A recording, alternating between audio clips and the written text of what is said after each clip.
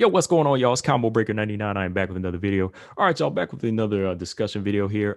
As y'all know, two of pound for pound's best in women's boxing, they've been making their way into the world of MMA. Claressa Shields and Amanda Serrano both scored big finishes for their career a few weeks ago, almost about a month ago now. And they seem to be taking the world of MMA by storm in different ways. The one question I know everyone has, and the one I've been asking myself, and I've been asking this over the past month. That's why I was kind of taking a while to do this video, but because there's a couple ways to look at it. But can Claressa Shields and Amanda Serrano become bigger in MMA than they are in boxing? Now, right away, I'm going to say I think they can, but there's kind of two ways to look at it. Could they be big in the form of elite fighters? Looking at two of the best technicians in the world of MMA, can they grow to that status at some point? Or can they be superstars in the world of MMA, bigger than they are in the world of women's boxing? So let's talk superstar first. I think that pretty much describes itself. Being a superstar means becoming a household name, more money, more respect, headlining cards, things of that nature. It doesn't necessarily mean you're the best technician or the best skilled in the world of MMA. But of course, you do need some level of skill to reach superstardom. You really have to have that character, that fan base that's infatuated with you. You need that type of backing behind you to really become a star. And so far, I think the potential is there for Claressa and Amanda Serrano, even more so for Claressa, just because, she's such a popular name in the world of women's boxing, and she's been taking the world of MMA by storm just by her words and her presence, so I think that potential is there for them to be more popular than they are in boxing. But just being flat out superstars as soon as they come in, that's going to be difficult. Like where there's stars and then there's superstars. Being that superstar, it is going to be difficult. I think WMMA, it's a growing sport. More people know it now than they did in 2015 or 2013. And I think it is more known, it's more recognized than women's boxing, but I still think it's going to take time even for MMA fans to really recognize them and remember their names, because I told y'all this before. There's a lot of MMA fans, and talking men, that know the big names, the Johns, the Connors, Khabibs, the Ronda Rouseys, the women like that have reached superstardom, even Amanda Nunes. And it took a while for them to know who Amanda Nunes was, even like 4 or 5 years. But there's these men that I know, some of the friends I know, they still refer to Zhang Wei Li as the Asian girl or the Chinese girl, or the bald girl being Rose, or quotation, the girl with the big head in that one fight, meaning Joanna. They still refer to her as the big head girl. So I think there is potential there, but it's going to take a lot of connection and being seen to reach that level. Shields and Serrano headlining cards, even for the level that they're on, that's a big move though. That's a big move for them. Honestly, I can say it's been a hard road for Shields and Serrano to get big cards and to be recognized in the world of boxing, even when it comes to money.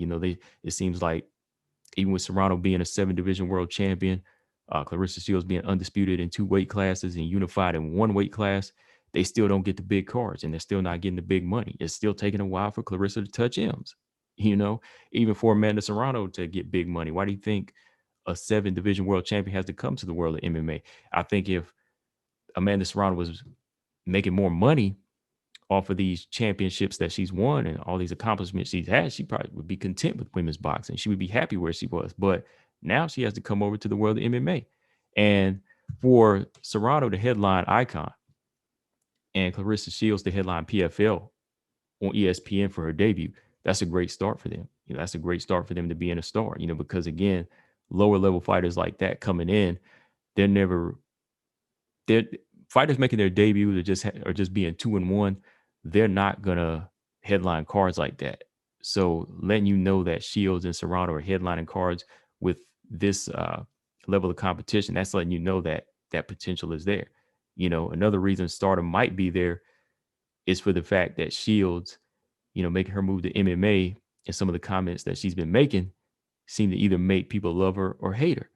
And I think that's one of the biggest keys. That's one of the biggest keys to becoming a star in the world of any sport. Is one of the biggest keys for Floyd. It's like the Floyd effect. People are going to pay to see you win, but there's going to be a lot of people that dislike you or hate you that are still going to put their hard earned money into a fight to see you lose. So you can't just be liked. You have to be disliked. You have to be hated as well. And I think that Rousey had that factor. And somebody like Claressa Shields, she's having that factor since she's coming from the boxing world, and she's making even more noise than some of these other WMMA fighters, and with her name being thrown out there with Nunes, that's going to make MMA fans watch her even more. It's going to watch her, let y'all watch. It's going to make y'all watch her for two things: to see her rise or to see her fall. You already had a lot of people coming out to her debut, watching her debut saying, oh, she's going to get choked out, she's going to lose. But then when she makes it through this fight, they'll be back one day again to try to see, to pick out the holes in her game to see her lose. So for Claressa Shields, she does have that good balance right there. She has a lot of fans and she has a lot of haters, and that's what you need to be a star. People, once again, will come to see you win, but there's going to be a lot of haters coming to see you lose. As for Amanda Serrano, her carrying her boxing legacy in the MMA and her connections to Icon and UFC Fight Pass and to some other fighters like Pearl Gonzalez, she also has that potential to be a star. She's a bit more laid back with hers, but she's in the division, 125 pounds, the flyweight division, that's surrounded by talent, in Bellator and the UFC. And if she continues to grow, she'll be connected to these big names. And, fans will start wanting to match her up with fighters like Juliana Velasquez or Valerie Lareda. They'll start putting that name in there. They'll say, oh man, I want to see that boxing star who's on the come up fight Juliana Velasquez or fight Ilima-Lei McFarland. Or they'll start going to that level and say, let's see the 7-division world champion take on the longtime flyweight champion in the UFC, Valentina Shevchenko. So however it's mixed up, she's reaching that level. And remember, both fighters have big followings on social media that will connect to what they had in boxing, to their new MMA fan base. So yeah, I think the potential is there for both fighters to reach a higher level in WMMA. They're already starting off that way. It's going to be higher than they did in boxing, just as far as respect, definitely money, and getting headliners. Because again, they're getting headliners, on this lower level of competition. Claressa Shields' debut was a main event. That's crazy, right? In boxing, it's been hard for them to get this type of recognition. So maybe even if not household names, they'll definitely be bigger than some of these other WMMA fighters, and they'll definitely be bigger than they were in the world of women's boxing because they're already getting that type of treatment. Now let's talk big name as far as like top level fighter, elite. Recognized for skills. I separate that from superstardom because we have a lot of talented pound for pound women that are recognized by the hardcore fans for the skills. Regardless of household name, they can't be denied. Nunes, I know I mentioned her earlier with the casual fans, but Nunes, she is the GOAT, but she's never going to put that. She's never going to get that bag like Ronda Rousey because Ronda Rousey was more of a character. She was that type of star. That's why she's in WWE now. She's in WWE now. While Amanda Nunes, she's still holding it down in the bantamweight division, in the featherweight division, and she's getting bags, but she was getting nowhere near what Ronda Rousey get. Right? Ronda Rousey was more off a character. So with that, this road here is probably going to be harder to reach for Shields and Serrano because it's there though. Don't get me wrong, it's there, but you have to be prepared for years and years and years of hard work, even taking some L's here, even taking some L's to really grow as a fighter. First for Shields, winning her debut in the fashion that she did, it was a big learning experience. I don't think she's ever experienced any type of adversity in boxing like this, to where we've seen her so vulnerable the way she was in this fight. It's obvious a lot of work has to be done and focus on her growth as an MMA fighter. No talk of elite fighters, no veterans. The focus has to be on matches with fighters in similar shoes. Maybe even taking a year off to work on her jiu-jitsu and her wrestling, and even linking up with some solid Muay Thai strikers, to get in heavy rounds just to get in really heavy rounds, to prepare for. And just taking that year off just so there's no pressure where she has to feel like she has to come right back and and perform at a high level. That's why I say, you have to take this type of training over the next year to really, really develop as a fighter. To be that big name and be known as a skilled MMA fighter, it's going to take a long, hard road. It's going to be taking a long, hard road. Let's be honest. We're just going to have to be locked away week after week after week, getting on that mat and getting submitted, getting your behind kick, getting dropped, getting choked out again. Getting put in arm bars, taking those grappling tournaments. Hitting that underground submission scene, and just hitting the mat over and over. Putting yourself into that type of level of competition and humiliation, and really, really just taking a look at yourself and say, okay, this is my weakness. I have to grow with it. I have to grow and I have to build off of this. Grappling tournaments, this is something Amanda Serrano, she's active in. She's very active in it, and it's helping her grow as a fighter. But for Shields to struggle for a win against a fighter that's 3-6, it was a true sign to say, look, it's only going to get harder from here, and everybody knows your weakness. If she continues to fight on this level and loses consecutively without growing, that can be mentally discouraging. A loss, it can be a learning experience, but a loss can also be a crusher if you don't know what to take from it. Or if you just keep losing and losing, you won't really take the time to learn from it. It'll be overwhelming on your brain. So I think Shields is in a position where she needs to just keep training, and don't put those names in your, don't put those names around you right now, like Nunes or even Kayla Harrison right now, or Chris Cyborg, any of those names, because Shields, she has a chance to build her own legacy, because who knows how many years Amanda Nunes has left. By the time Claressa Shields reaches this level for a Nunes fight, she could be retired. And we know that's going to take quite a few years. I mean, look at Megan Anderson. She has more MMA experience than Shields. And look what happened to her against Nunes. She wasn't even prepared, like, for anything. She was like a deer in the headlights, like everybody says. So 3 to 4 years is not going to be enough to prepare for somebody like Amanda Nunes. Somebody like Miranda Maverick has way more experience, but even she's given herself 2 more years before wanting to fight Valentina Shevchenko. Before she wants to go in there and challenge for the belt, she wants to fight her way up the ranking. So a fighter like that has a lot of grappling experience, Muay Thai experience, and even trains other fighters, even trains young kids and holds those type of sessions.